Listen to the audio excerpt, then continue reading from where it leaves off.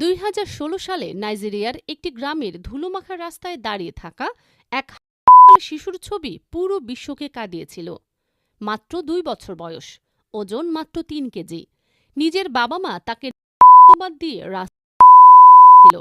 তারা বিশ্বাস করত এই শিশুটি তাদের পরিবারের জন্য, কিন্তু নিয়তি ছিল অন্যরকম। ডেনিশ মানবতা কর্মী আঞ্জারিগ্রেন লোভেন তাকে খুঁজে পান। নিজের হাতে পানি আর বিস্কুট খাইয়ে থেকে ফিরিয়ে আনেন তাকে। পরম মমতায় তার নাম রাখা হয় হোপ বা আশা, কারণ সেই মুহূর্তের জন্য কেবল আশাটুকুই ছিল সম্বল। আজ সেই হোপের রূপান্তর দেখে বিশ্ব অবাক।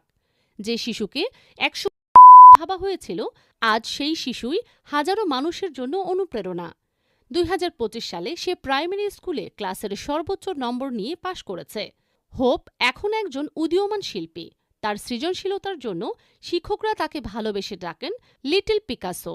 আঞ্জারিগ্রেন লোভেনের লর্ড অফ হোপ আশ্রম প্রমাণ করে দিয়েছে, নয়, ভালোবাসাই পারে পৃথিবীর রূপ বদলে দিতে।